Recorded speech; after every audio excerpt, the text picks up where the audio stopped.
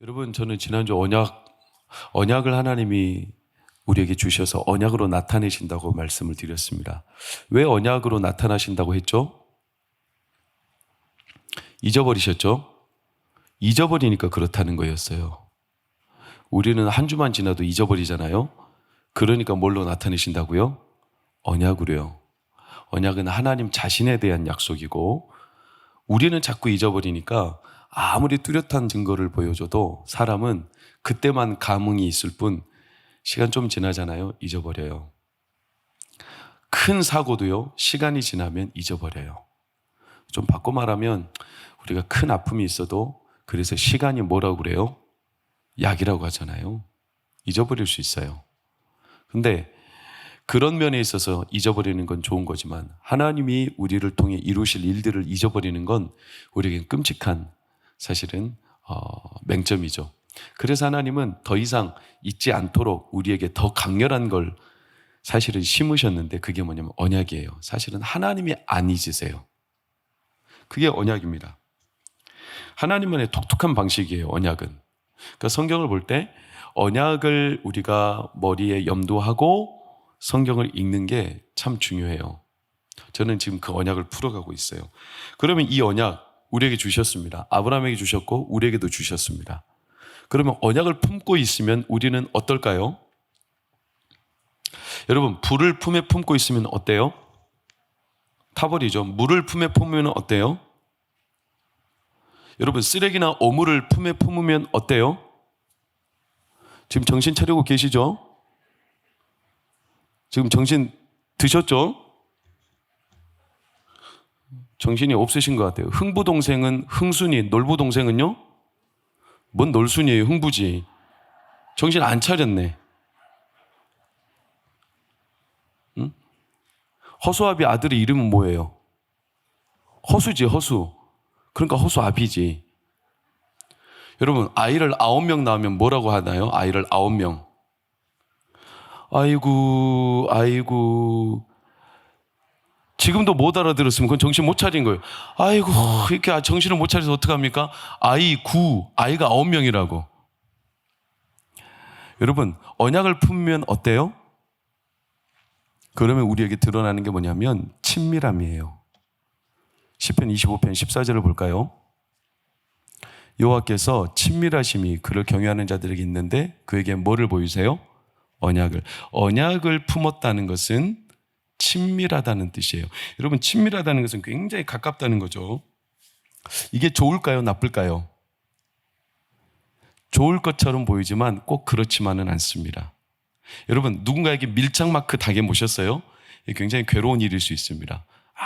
아주 가까이서. 여러분, 2인 3각, 3인 4각 이런 거 아십니까? 게임? 세 사람이 모여서 발을 묶고 같이 달리죠. 밀착돼가지고.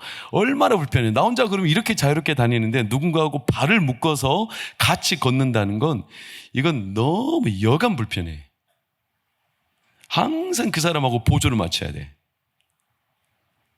너무 가까이 있다 보니까. 여러분, 언약을 품고 있다는 것은 친밀함이고 아주 가깝다는 뜻인데 이게 우리에겐 하나님 입장에서는 우리에게 주시는 복입니다. 할렐루야. 그러나 우리 입장에서 언약을 품고 있는 건 때로는 우리 인생이 꼬인 것처럼 보일 때가 있어요. 아브라함을 보세요. 오늘 16절 17절 그 사람들이 거기서 일어나서 소돔으로 향하고 아브라함은 그들을 전송하러 함께 나가니라. 17절 시작.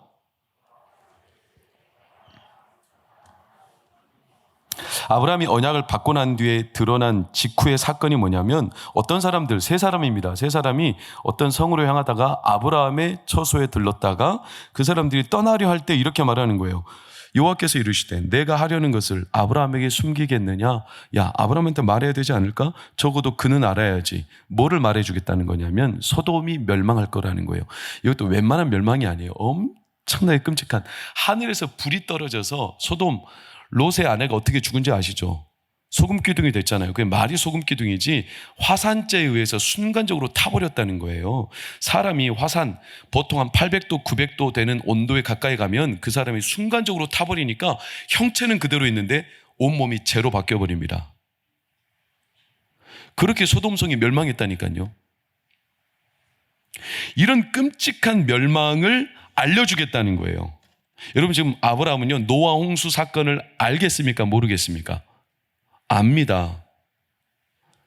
아브라함이 떠난 갈대아 우르 수메르 문명에 보면 토기 판들이 많이 유물로 토출하게 되는데, 그 토기판을 보면 노아 홍수를 반증하는 그림들이 다수 등장합니다. 그 말은 아브라함은 노아 홍수, 이 땅이 어떻게 멸망했었는지를 다 알고 있어요. 들었어요. 전승에 의해서, 조상들에 의해서. 홍수의 심판, 어떤 끔찍한 심판인지를 사람들이 다 알아요. 아브라함은 그 후유증이 있는데, 이런 아브라함한테 그 후유증이 채 가시기도 전에 소돔이 멸망할 거라는 걸 지금 세 사람이 알려줬어요. 알려줘서 어쩔 건데요? 해결하라고? 해결이 됩니까? 우리는 잘 알죠. 소돔성 어떻게 되죠? 멸망합니다. 아니, 결국 멸망할 걸 뭐하러 굳이 알려줘요? 마음만 불편하게. 그럼 왜 아브라함한테 언약을 받은 아브라함, 우리와 똑같이 성도로서 언약을 받은 아브라함, 왜 그에게 이런 끔찍한 소식을 알려줬을까? 왜 그러냐고 했을 때 이유가 18절 19절, 아브라함은 강대한 나라가 되고 천하만민은 그로 말미암아 복을 받게 될 것이 아니냐, 내가 그로 그 자식과 권속에게 명하여 여호와의 도를 지켜 의와 공도를 행하게 하려고 그를 택하였나니. 시작.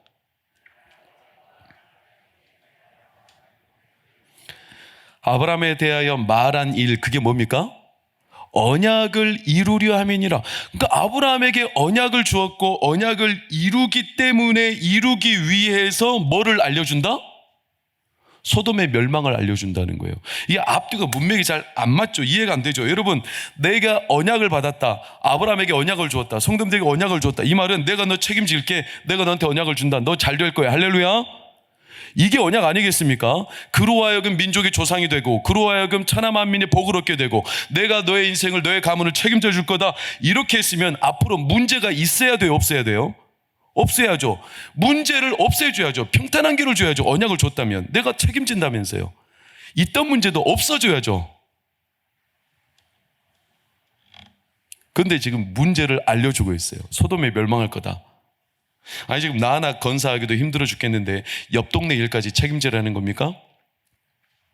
그걸 안다고 아브라함이 뭔 소용이 있겠어요? 내 책임도 아닌데. 근데 이게 성도가 살아가는 언약을 가진 사람들의 딜레마예요.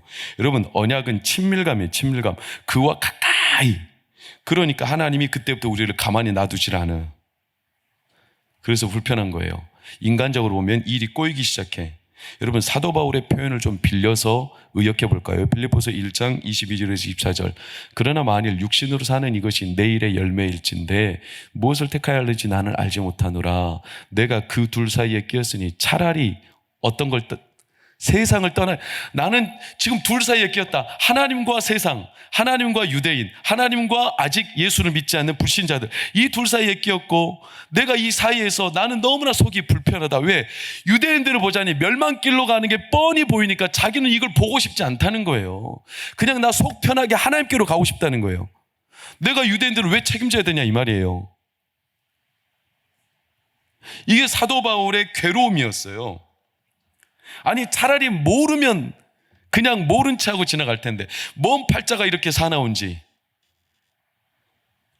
중간에, 그래서 사도 바울은 자기 자신을 가리켜서 중매쟁이라고도 표현하잖아요. 중매쟁이. 중간에 끼어 있다는 것은 굉장히 힘든 일. 여러분, 언약을 가졌다는 것은 하나님과 세상 사이에 우리가 끼어 있다는 뜻과 같습니다. 그래서 우리 안에 뭐가 드러나냐면 거룩한 불편, 거룩한 부담감이 생기는 거예요. 일명 말하면 아브라함이 하나님의 언약을 받고 난 뒤에 생긴 가장 큰 변화가 바로 이거예요. 여러분, 그리스도인으로 하나님의 언약으로 세상을 산다는 게, 언약을 품고 산다는 게 신감 편한 일일까요? 그렇지 않습니다. 언약을 믿고 산다는 건 이제는 가만히 있을 수 없게 되었다는 뜻을 뜻합니다. 여러분, 타고 가던 자동차가, 내가 차를 타고 가는데 갑자기 본네트에가 불이 붙었어요. 어떻게 하실 거예요? 빨리 나와야 되겠죠. 그래서 뭘 들어요? 소화기를 들어서 불을 꺼야 되겠죠. 왜 당장 눈앞에 불이 붙었는데. 여러분 혹시 이런 사람 있겠습니까? 불이 붙었는데 좀 더 지켜봐 볼까? 스스로 꺼지지 않을까? 이런 사람이 있겠어요, 없겠어요? 없겠죠. 그런 사람이 없겠어요. 막연하게. 왜? 아니 불이 붙었으면 이 자동차가 이제 어떻게 될 거라는 거예요? 터질 거라는 걸 알잖아요. 어떻게 가만히 있어요? 불보듯 뻔한데, 내가 그걸 아는데, 내가 그걸 봤는데, 내가 그걸 믿는데. 여러분 하다못해 암 선고를 받았어요. 당신 6개월밖에 안 남았습니다. 에이 뭐 저절로 낫겠지. 이럴 사람이 있겠어요, 없겠어요? 없죠. 그럴 사람이 어디 있어요? 당장 생활습관, 식습관 모든 걸 다 때려치우고 바꾸죠. 뭐라도 잡아보려고 애쓰죠. 막연하게 그냥 에이 괜찮을 거야 이런 사람이 어디 있겠어요? 왜? 압니다. 죽을 거라는 걸. 여러분 하나님 말씀을 믿습니까?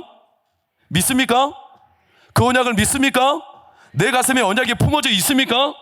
가만히 있을 수 없습니다. 어떻게 가만히 있어요? 그걸 믿는다는데, 눈앞에 불이 뻔히 보이는데. 언약을 믿고 산다는 것은 신간 편한 일이 아니에요. 아 저렇게 하면 멸망할 건데, 아 저렇게 하면 안 될 텐데, 저건 망할 짓인데. 그래서 막 마음이 불편해. 가만히 있지를 못해. 아 이렇게 하는 게 복 받는 건데, 이게 하나님이 기뻐하시는 일인데. 이런 마음이 우리 안에 막 일어나는 거 아니겠어요? 하다못해 저는 고등학교 때 별명이 뭐였냐면, 그 별명이 저희 족쇄가 됐어요. 족쇄가. 고등학교 1학년 때 제가 멀리 영광에서 목포까지 유학을 가지 않았습니까? 그때 특정고등학교에 시험을 쳐가지고 제가 나름 공부를 잘했습니다. 이래봬도. 그래가지고 저 혼자 도시에, 그때 5명이 시험 봤는데 4명 다 떨어지고 저 혼자 붙었다니까요. 그것도 480명 중에 440등으로. 꽃등머리에 붙었다니까요. 그래도 그 학교가 전국에서 3%에 드는 학교였어요. 서울대로 50명씩 보냈으니까. 근데 그때 1학년 때 선생님이 저한테, 제가 청소를 나름 그래도 목사들이니까 열심히 했어요. 그래도 저한테 그때부터 반에다 대놓고 뭐라고 저한테 별명을 붙여주셨냐면, 기도는 천사표래. 그게 저한테 족쇄가 돼버렸어요. 그때부터 저는 어떻게 살아야 돼? 천사처럼 살아야 돼요. 나는 그렇게 살고 다 청소할 때 지들 멋대로 청소 안 합니다. 까불고 다니고. 근데 저는 꼬리표가 붙었어. 뭐예요? 천사표. 천사표가 막 망나니 짓 하고 다닐 수 있겠어요? 그럴 수 없잖아요. 근데 제가 나중에 땅을 치미 후회한 게, 천사가 얼굴이 4개더라고요. 요한계시록 보면 사자, 소, 독수리, 인간. 사람들 볼 때는 인간 얼굴하고, 화날 때는 사자 얼굴하고 확 덤벼버렸으면 됐을 텐데, 제가 그렇게 묶여서 꼬리표가 달려가지고 살았다니. 여러분 하다못해 사람들이 붙여주는 별명만도 나한테 꼬리표가 되는데, 하나님의 언약을 품고 있어요. 제가 참 충격적인 소식을 들었는데, 미국에 사는 목사님이 그렇게 인격이 후덕하고 말씀대로 살고 성도들을 살피고 자녀들을 그렇게 극진히 살펴요. 그런데요, 한 7, 8년쯤 지난 뒤에 목사님이 잠적을 해버렸어요. 목회를 하다가. 실제 있었던 이야기입니다. 어디 가셨냐? 숨을 찾을 수가 없어. 나중에 찾아보니까 어땠냐? 혼자 그냥 이름도 아무것도 다 감춰버리고 바꿔버리고, 아내한테는 이혼 서류 던져놓고 자녀들 나몰라라 하고 혼자 그냥 잠수 타고 들어가 버렸어요. 왜? 그동안 7, 8년 동안 자기 속은 그건 아닌데 이거를 목사라는 직함 때문에 받아주고 그렇게 살아야 되고 자기가 중간에 역할을 해야 되고, 이 괴로움을 참다 못해 이게 화로 터져 나와가지고 나 이런 식으로 안 살 거야 하고 그냥 떠나버렸어요. 여러분 그분이 잘못한 거죠. 너무나 큰 잘못입니다. 그러나 사람이 그런 거 아니겠습니까? 내 속을 누가 알겠습니까? 여러분 어떻습니까? 여러분의 속을 알 사람이 몇 사람이나 있겠습니까? 예배드리고 기도하고, 예배드리고 지겨워, 기도도 지겨워, 사람들이 사상건건 나한테 뭐라고 그래, 교회 가기 싫어. 야 그래도 네가 가야지. 너는 담임 목사인데. 제가 항상 괴로울 때마다 그 유머를 항상 기억해요. 야, 그래도 가야지. 네가 담임 목사인데.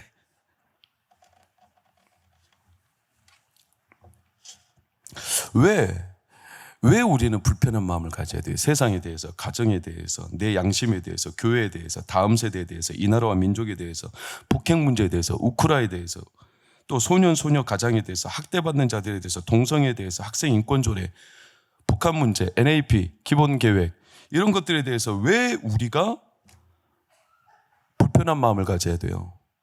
다른 사람들은 다 나 몰라라 하는데, 속 편하게 사는데, 심간 편하게. 왜 우리는 그 마음을 품고 기도해야 되고, 왜 그 마음을 품고 우리는 이 땅을 살아가야 되는 거예요? 그냥 나도 눈 딱 감고 입 닫고 그냥 살면 되지 않겠습니까? 근데 그렇지 않아요. 왜? 우리 안에 언약 때문에 그래요. 하나님과 친밀해졌기 때문에 그래요. 그게 정상이에요.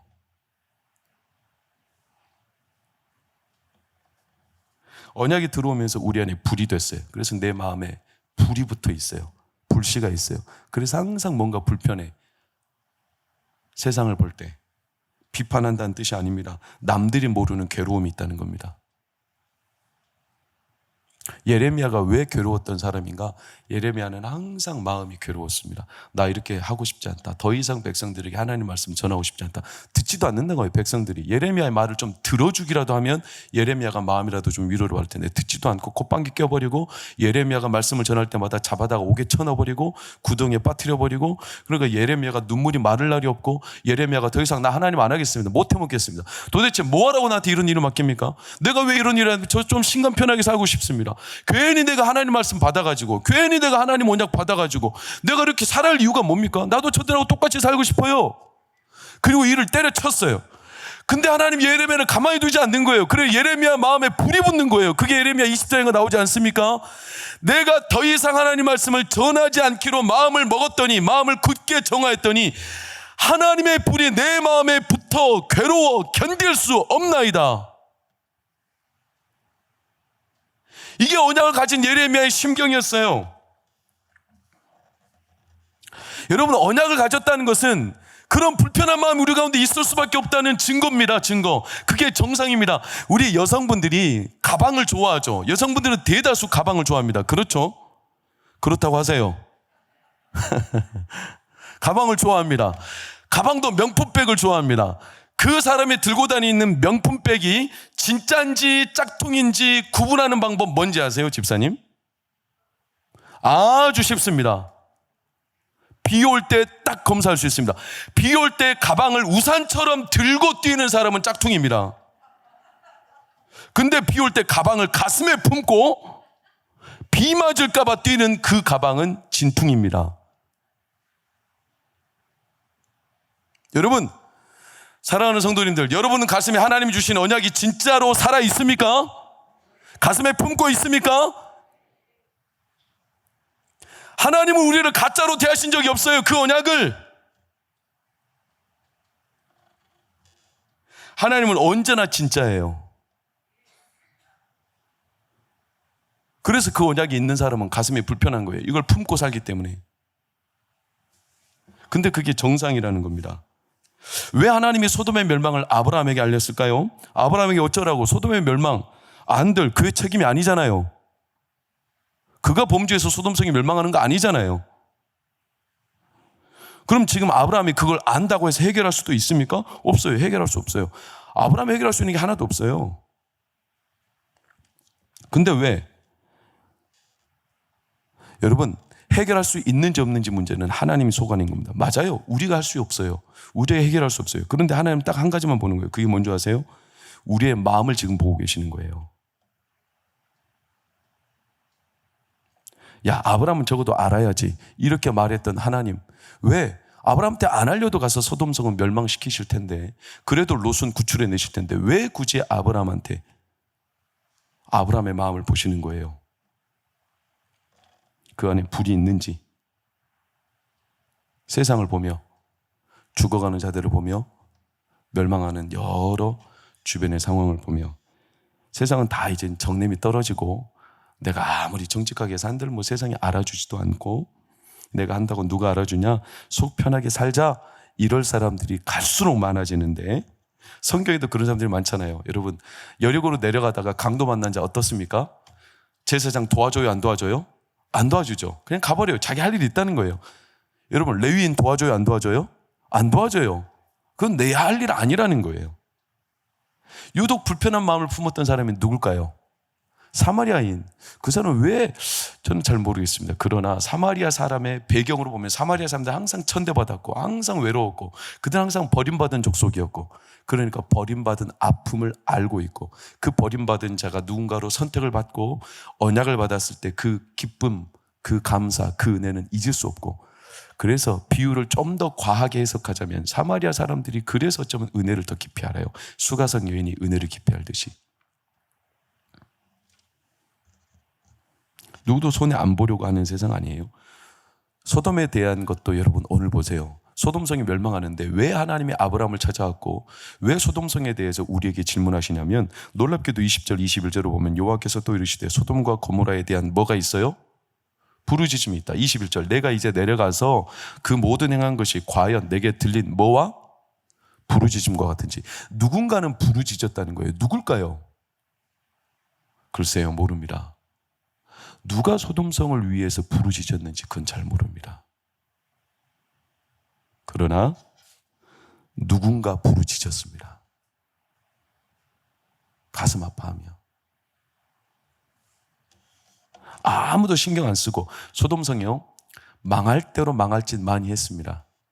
그러면 사람들이 흔히 생각할 때는 아이 저놈 새끼들 그냥 저렇게 뒤지라고 놔두지, 이렇게 하기에도 충분히 괜찮은, 도의적인 책임을 묻지 않아도 되는, 정냄이 떨어지는 그런 성. 그런데 그런 성을 놓고 부르짖은 사람이 있었어요. 하나님은 그 사람을 찾으신 거예요. 그 사람이 해결할 수 있어서가 아닙니다. 여러분, 사실 솔직히 말하면 우리한테 묻지 않고 아브라함한테 묻지 않고 하나님이 하시면 훨씬 빠릅니다. 그렇죠? 하나님이 하시면 돼요. 깨우쳐주는 것도 하나님, 해결도 하나님, 다 하나님이 하시면 되는데 굳이 아브라함한테 알리시고 우리한테 알리시고. 왜? 여러분, 하나님이 하시면 제일 빠르고 능수능란합니다. 제가 전에도 비유를 드렸죠. 예준이가 4살 땐가 어릴 때 제가 집안 청소를 합니다. 아무것도 모릅니다. 아직 4살, 3살은. 철부지죠. 아빠가 청소를 하는지 아빠가 뭐는지 개념이 없습니다. 그냥 아빠가 청소를 하는 게 좋아 보여요. 아빠가 놀고 있는 것 같아. 그래서 아빠가 막 청소를 하고 있으면 옆에 와가지고 예준이가 지도 똑같이 따라하고 막 하는 거예요. 그런데 청소가 되겠어요? 아빠가 하는 거 그는 흉내는 내지만 갖다 정리해 놓은 걸 갖다 끄집어내가지고 또 방바닥에 놔. 하나도 도움 안 돼요. 예준이가 도와주는 게. 4살짜리가 도와주는 게. 가만히 있어주는 게 도와주는 거예요. 아빠가 하는 게 제일 나아요. 그런데 신기한 것은 그 꼬맹이가 그 조개 같은 손으로, 이 조그마한 손으로 아빠 도와준다시고 더 어지럽히고 있기도 한데, 그런데 제 마음은 그 꼬마를 볼 때 어때요? 기뻐요. 그 마음이 기뻐요. 일을 잘해서가 아니라, 청소를 잘해줘서가 아니라, 일을 해결해 줄 수 있어서가 아니라 그 마음이 기뻐요. 예준이가 6살인가 돼서 어린이집 갔다가 이제 집에 왔는데, 그때 제가 예준이의 대사를 잊을 수가 없어요. 그때 집에 왔는데 저희 집에서 303 성경암송학교 이 지역 내 사모님들이 같이 저희 집에 모여가지고 6층 603호에 모여서 그때 한 4가족인가 모였어요. 그래서 자녀들이 줄줄이 딱 앉아 있었어. 그때 사진 한번 딱 보세요. 이렇게 있었어요. 예원이가 누굴까요? 발육이 제일 좋은 애예요. 이렇게 앉아 있었어요, 애들이. 예준이가 막 이렇게 들어오더니 예준이 왈, 이걸 내가 다 봐야 돼? 아, 누가 뭐래? 지보고 보래? 큰아들에 비해 항상 자기는 동생을 돌봐야 된다는 이 평생에 가는 짐, 불편함, 자기가 도와줘야 된다는, 짠하죠. 근데 하나님이 그런 사람들을 보면 짠하죠. 아버지 마음을 아는 사람이라. 하나님은 하나님의 마음을 나눌 사람으로 아브라함을 보고 계신 거예요. 하나님이 일을 해결을 못해서가 아니라 하나님이 아브라함한테 알려서 이 길 해결하라고 해서가 아니라, 사랑하는 여러분, 그걸 가장 잘 이해하고 보여주셨던 분이 예수님이세요. 예수님. 예수님은 우리의 삶의 1번지죠. 예수님은 그런 말씀하셨어요. 아버지가 일하시니 나도 지금 일한다 그러셨어요. 너희에게는 너희가 알지 못하는 아버지로부터 주는 양식이 있다 그랬어요. 늘 아버지와 아들 사이에서만 통하는 심정이 있었어요. 그걸 대표적으로 요한복음 5장 22절을 보면 그 심판을 아들에게 맡기셨잖아요. 하나님이 하셔도 되는데 아들에게 맡기셨어요. 그러니까 아들의 마음이 얼마나 괴로웠겠습니까?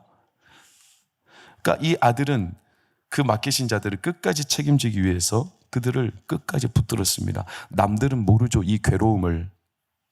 겟세마네 동산에서 피 흘리며 기도하셨던 그 아들의 괴로움을 모르죠. 아버지의 마음을 아는 아들의 괴로움을. 사람들은 모르니까 예수님에 대해서 비방해요. 네가 뭐냐? 네가 뭔데 우리를 구원한다고 그래? 내려와 봐라. 십자가에서 시기하고 질투하고 비방하고 욕하고, 그것도 모자라 옷을 찢고 십자가에 올라가 있는 이를 위해서 한번 내려와 봐라. 조롱을 하고. 그게 예수님이 들었던 포도원 농부 비유. 포도원 농부들이 소장농으로 맡겨놨더니 주인의 아들을 보내서 포도 열매를 거두려 가는데 우리가 저놈을 잡아다 죽여버리자 해가지고 자기들이 갖고 싶어서 아들을 시기하여 죽여버려요. 남들은 몰라. 아들만 아는 괴로움이 있어요. 근데 왜 아들이 아니야? 저렇게 하면 멸망할 거라는 걸 뻔히 알아요. 죽을 거라는 걸. 그래서 누군가는 끝까지 책임을 져야 돼. 누군가는 끝까지 사랑으로 맡겨주신 이들을 지켜야 돼. 그래서 예수님이 그 유명한 대제사장의 기도가 요한복음 17장에 등장하는 거예요. 자기가 맏아들로서 그 괴로운 심정을 품고 하나님 앞에 기도하는 게 요한복음 17장입니다. 대표적으로 17장 12절 뭐라고 기도합니까? 아버지여, 내게 주신 그들을 내가 아버지의 이름으로 그들을 보존하고 지켰습니다. 그 중에 하나도 멸망하지 않게 내가 지켜가고 있습니다. 심지어 그래도 모르죠. 십자가에 달려 죽으시면서 예수님이 그래서 뭐라고 말씀하십니까? 아버지여, 저들을 사하여 주십시오. 자기들이 하는 일을 알지 못합니다. 저들은 모릅니다. 모르는데 어떡합니까? 아들만 아는 괴로움이 있어요. 그래서 아들은요, 항상 놀라운 우리 삶의 증거가 뭐냐? 로마서 8장 17절 한번 보세요. 자녀는 상속자인데, 하나님의 상속자인데, 그와 친밀한 상속자인데, 그와 함께 하다 보니까 항상 그에게 영광도 있지만 뭐도 같이 있어요? 고난도 같이 있는 거예요. 아들이니까. 잘 돼야 되죠. 언약을 주셨으면 책임져 주고 문제가 없고 뭐든지 잘 돼야 되는데, 아들이라서 하나님은요, 그 아들에게 때로는 괴로움이 있어요. 아들이니까. 여러분, 남이라면 괴로움이 없어요. 그냥 신간 편하게 살 수 있으면 돼요. 여러분, 고난의 의미를 다 알 수는 없지만 욥에게 왜 고난이 있었을까 생각해 보면 아들이라서 그래요. 아들이라서. 욥이 이렇게 따지죠. 하나님 왜 저한테 고난이, 왜 저를 이렇게 아프게 하십니까? 저 죄 없는데요. 그냥 좀 편하게 살게 내버려 좀 주세요. 근데 하나님은 그게 아니라는 거예요. 욥한테. 너는 아들이야, 아들. 아들이니까 아플 수 있어. 아들이니까 고난당할 수도 있어. 남이 아니잖아. 아들이니까. 여러분, 아들이니까 집이 어려워지면 아들도 같이 어렵잖아요. 남은 안 어려워요. 내 집이 망하면 아들도 같이 힘든 거죠. 아빠가 아프면 아들도 아픈 거 아니겠어요? 그게 아들이죠. 요즘에 펜션 사업을 하는 분들이 얼마나 괴롭습니까? 왜? 펜션 이용하는 고객들 가운데 빌런들이 엄청 많아. 악마짓을 하룻밤 쓰는데, 와, 사진을 보면 가관입니다. 여러분 한번 봐보세요. 자기 집 아니라고 쓰레기로 난장판 해놓고 새벽에 떠나버려. 그냥 나몰라라 하고. 숙박비보다 청소료가 더 나와. 전 그런 사람들 볼 때마다 진짜, 속으로만 말할게요. 여러분, 남이니까 그렇죠. 근데 그 집 아들은 어떻게 했어요? 같이 괴롭죠. 욥아, 네가 죄가 없다고 무조건 잘 되고 죄 때문에 고난을 받는 게 아니고 죄가 없어도 고난을 받는 건데, 죄가 없다고 무조건만 잘 되고 네 목만 챙기고 네 상만 챙긴다면 너는 그냥 남이지, 남. 알바생이지, 일꾼이지, 알바. 그래서 내가 알바는 뭐라고요? 내 알바 아니다, 내 알바 아니다. 여봐, 근데 너는 알바생이 아니야. 너는 아들이지, 아들. 그러니까 때로 알아야 돼. 뭘? 세상이 어렵다는 걸. 고통도 있고 고난도 있고. 그래서 욥을 불러다가 욥기 40장에 뭘 보여주십니까? 말도 안 되는 막 천하 자연만물, 천둥이 어디서부터 내려치는지, 우박의 창고가 어디 있는지, 암사슴이 새끼를 낳을 때 어떻게 나는지, 어떤 울음소리로, 어떤 괴로움으로 하마가 그 베헤못이 어떻게 세상에 어마어마한 힘, 괴력을 가지고 그의 삶이 태어나고 살아가는지, 이런 걸로 다 알아야 돼. 왜? 아들이니까. 나하고 상관없는 일들인데, 내가 상관한다고 해결할 수 있는 것도 아닌데, 그래도 너는 아들이니까 알아야 돼. 달라야지. 왜? 언약의 상속자니까. 하나님과 친밀한 관계에 있으니까. 사랑하는 여러분, 이런 마음이 있습니까? 이런 세상을 보며 지금 이 땅, 이 나라, 이 현실 가운데 이루어지는 여러 가지 소돔성과 같은 아픈 현실들을 보며 아파해가지고 아침에도 저녁에도 내가 이 땅을 위해서 뭘 해야 될까? 뭘 위해서 내가 하나님 앞에 마음을 써야 될까? 하나님의 마음에 아픔이 있습니까? 그럼 여러분 안에 언약의 증거인 겁니다. 그분과 친밀하다는 증거죠. 아브라함이 이걸 알아들었어요. 22절 보세요. 사람들이 떠났어요. 3사람이 찾아왔죠. 2사람은 떠났어요. 1사람은 남았어요. 아브라함이요, 그 사람 앞에 딱 서 있었어요. 왜? 그분과 독대하는 거예요. 자기는 지금 너무나 두렵습니다. 할 수 있는 게 아무것도 없습니다. 깜깜합니다. 자기가 뭘 한다고 됩니까? 될 게 없습니다. 그러되 아브라함은 그 앞에 서 있습니다. 하나님 앞에. 왜? 하나님과 지금 단판을 짓는 겁니다. 하나님, 이렇게 어려운 상황인데 하나님 가만히 계시면 안 됩니다. 그때부터 진짜 대화가, 아들과 아버지의 대화가 이어지는 거예요. 여러분, 하나님께는 애누리가 있을까요, 없을까요? 오늘 설교 제목인데, 하나님께 애누리가 없습니다. 하나님은 죄의 삭은 뭡니까? 사망입니다. 하나님께는 죄의 삭은 반드시 사망입니다. 심판입니다. 지옥불이고 멸망입니다. 소돔과 고모라 성에 대한 애누리 없습니다. 하나님은요, 명확합니다. 하나님에 대해서 별명이 있는데 소멸하는 불이라고 하셨습니다. 하나님은요, 그 소돔성이 맛보기라고 그랬어요. 그래서 예수님 우리에게 말씀하신 적이 있어요. 소돔성이 오늘 우리보다 견디기 쉬우리라 그랬어요. 놀라운 일이죠. 앞으로 더한 일들이 일어날 거라는 거였어요.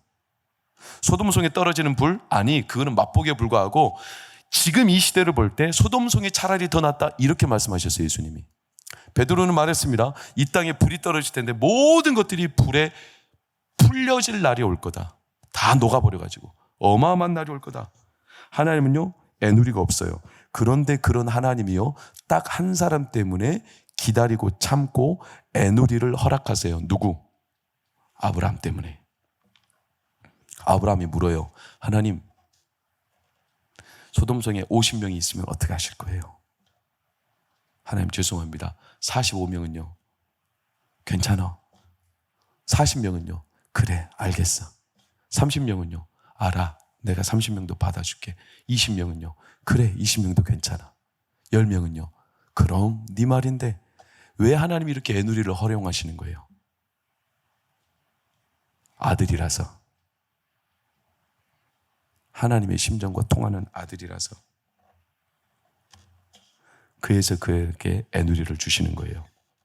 그들 때문에 이 땅을 지키는 겁니다. 바울이 형제들 때문에 괴로워했습니다. 베드로도 괴로워하며 코바디스 도미네, 내가 예수님이 버리지 않은 예루살렘 성을 두고 어디를 도망가랴 하고 혼자 예루살렘 성으로 돌아갔습니다. 거꾸로 십자가를 졌습니다. 한나라는 여인은 다 떠나고 이 땅에 하나님의 아들이 없다고 부르짖을 때 한나는 하나님의 아들을 품고 사무엘이라고 혼자 괴로워했습니다.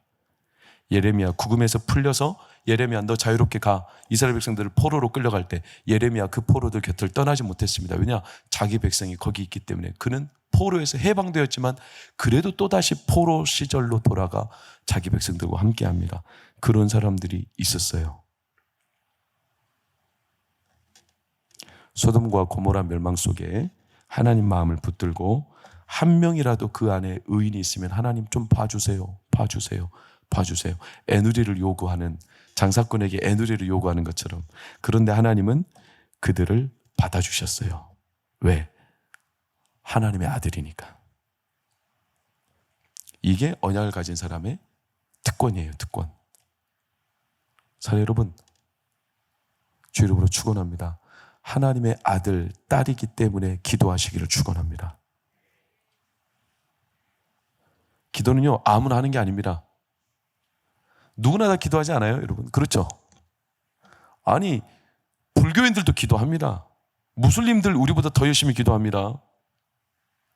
미신에다 대놓고 기도합니다. 다 기도합니다. 그러나 기도하는 대상이 중요하죠.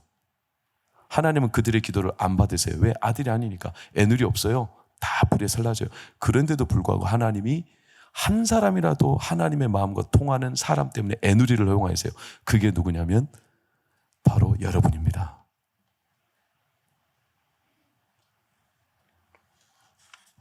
타는 불, 소돔, 멸망 속에서도 하나님이 그들의 말을 들으십니다. 아브라함의 애누리를. 여러분, 우리는 이 땅을 위해서 기도해야 될 아주 소중한 순간에 놓여 있습니다. 언약을 품었다는 건 바로 그걸 말합니다. 하나님이 이 땅을 잘되게 하실 줄로 믿습니다. 여러분의 가정을 잘되게 하실 겁니다. 가문을 잘되게 하실 겁니다. 믿습니까? 믿습니까? 믿습니까? 그러면 가만히 있을 수 없습니다. 그걸 믿는데 어떻게 가만히 있어요? 영국의 여왕 가운데 하나님을 잘 믿었던 빅토리아 여왕이 가끔씩은요, 마을로 내려가서 백성들과 이야기를 나누는 것을 즐겨했다고 합니다. 어느 날 한 동네에 예수를 잘 믿는 한 홀로 된 나이가 많으신 과부된 여인을 찾아갔어요. 그 집에서 담소를 나누고 차를 마시고 이제 떠날 쯤에 그분에게 물었어요. 부인, 이 집에 온 손님 중에 가장 귀한 손님이 누굽니까? 빅토리아 여왕은 하나님을 잘 믿었기 때문에 내심 이런 답에 예수님이요 라고 답하기를 바랬는데, 이 홀로 된 여인이 가장 귀한 손님은 두말할 것도 없이 여왕 폐하이십니다.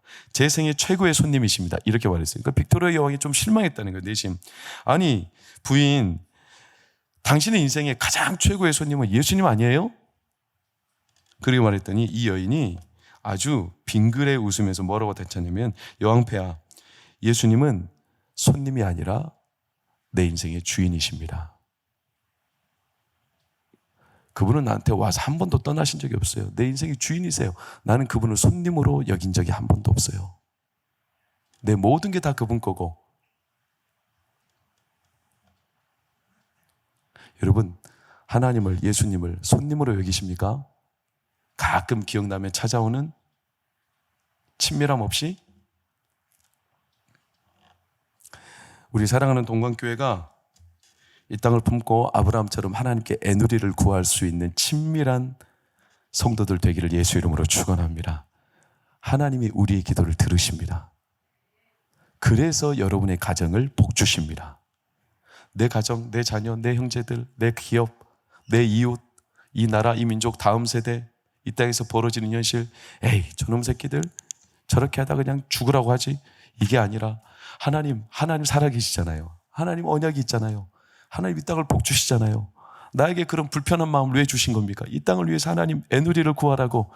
여러분, 우리 동관교회 하나님 앞에 붙들려, 다시 그 언약에 붙들려 하나님 앞에 기도하고 하나님 앞에 이 땅을 위해 구하고, 그래서 이 땅을 위한 하나님의 언약이 신실하게 드러나고 여러분의 삶과 가정과 여러분의 기업을 하나님이 복되게 하시는 2023년이 되기를 예수 이름으로 축원합니다.